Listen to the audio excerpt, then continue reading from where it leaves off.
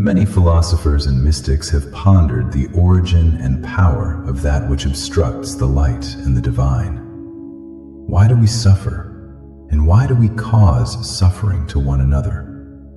If there is an all-loving creator or a supreme conscious force, why does this world seem so saturated with unconscious, hurtful relationships?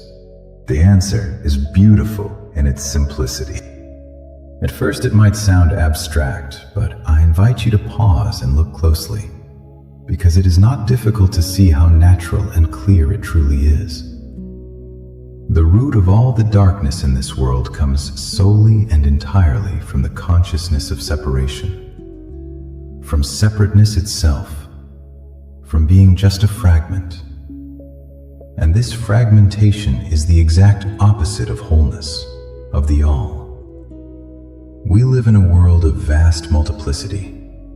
But just as the ancients knew that polytheistic traditions did not worship many different gods, but rather many expressions of one central divine idea, this earthly diversity is actually a palette of qualities, not a collection of independent, isolated things.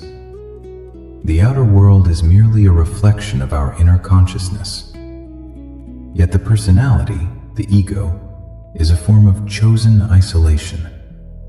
It is a decision to shut oneself off from the rest of reality. And this is the fundamental conflict in everything. My personal criteria may be for good, truth, and justice, but because they are my personal rules, they inherently oppose everyone and everything else. Not only does this opposition exist, but this fragmentation and separation are deeply restless. The isolated self is always feverishly seeking to accumulate and expand, driven by an unconscious sense of lack or emptiness. This lack is born precisely from its confinement, from being severed from the whole, which is absolute perfection only in its completeness. But we project our lost wholeness outward, chasing illusions of fulfillment. This creates a frantic restlessness and further narrows our perception, which is already deeply isolated. We rarely realize the impact of what we cause, and truly we cannot as long as we dwell only within our own center of perception. We care about other false centers only to the extent that they relate to our own. This total unconsciousness has become the norm, shaping the world as it appears to us today. Of course, this is not the entire universe, but we cannot know its truer, higher, and way bigger part, because this self-centeredness operates under different laws, in a completely different physical and energetic reality. Here we can look at the true, profound meaning of the symbol of the cross.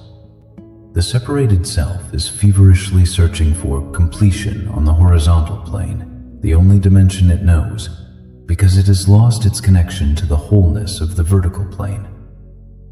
When a fragmented part loses its vertical alignment with the source, with the pleroma, the fullness, it falls into panic. It begins to experience a profound existential hunger and tries to fill this gaping void horizontally by hoarding power, objects, people, dogmas, dreams, or even memories. And because everything on the horizontal plane is finite and limited, these panicked attempts by isolated fragments to grab a piece of reality inevitably lead to clashes. They trigger chains of cause and effect that bind and limit us even more. This is the blind, unconscious restlessness of the isolated mind, a frantic state we are barely aware of. Yet this is merely an emergency order, a temporary state of confusion.